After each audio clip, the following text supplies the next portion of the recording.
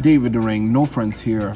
So how many of you guys have ever wondered, can you travel with an expired passport? And I know it sounds funny because expiration is supposed to mean final. So why would one wonder if they can do that?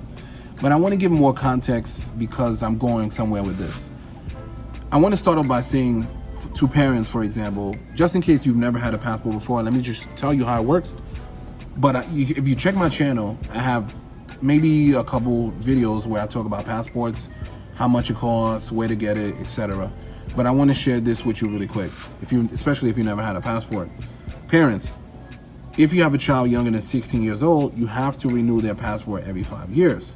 You can't have your 14-year-old traveling with a passport that they had since they were 4. They're gonna look really different. You know, a child morphing into an adult, very different when TSA goes to look at the face. You know, you get it. Adults is every 10 years. We generally look the same every 10 years, give or take weight in the face or gaining or losing weight in the face, generally look the same, and they can identify you being that person. So that's that. Now, right now is a crazy time for any agency. I remember, especially during the pandemic, like if you wanted to get your tags renewed in New York, you know, down south they call it tags, up north we call it license plates. People just had to rock out with old stuff, old registration and whatnot, because it was so backed up, and getting appointments and social distancing, it created this atmosphere. So I said to myself, this is gonna happen with even getting passports, because whether you're your first-time passport holder or you seek to get a renewal, I'm hearing numbers as far as it's gonna take a turnaround time of like 12 weeks to get it. So I'm like, wow, they got to do something about this to alleviate the stress that they have. You remember I made my video on how they increased the price by like 20-25 bucks.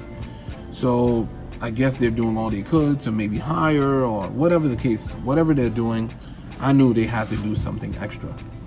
So here's what it is. If between now, February 17th and March 31st, if you're in another country and your passport expires, you can still come back, return to the US with that expired passport. Let me repeat that one more time. Between now, February 17th and March 31st, if you are already in another country and your passport has expired, they'll still allow you to enter the US. You know, before, if you were in another country and your thing expired, you would have to find a US embassy or consulate and then try to handle it that way. Now they're letting you back in, but you have it until March 31st. Here's one more thing I want to share. Remember I said March 31st because I'm going to give you a scenario. Technically speaking, if your passport is within 60 days of expiration, technically it's already expired. And the reason I say that is many countries around the world, they want you to have greater than 6 months before your passport expires, because they really don't want your passport expired while you're in their country. You know, especially if you're coming from a country that you need a visa. So that's another added thing that you have to deal with. They don't want you to get sick and then you have to stay in their country. And then, like I said, they don't want the extra, they don't want to create an extra hassle for them or for you to have to go to the embassy and deal with this and overstay being in their country, and then you get deported. It gets nasty.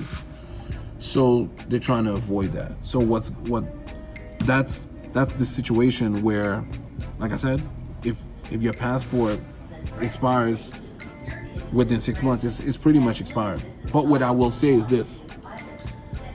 Remember I said March 31st. I was given a point where I would suggest to people, let's say your passport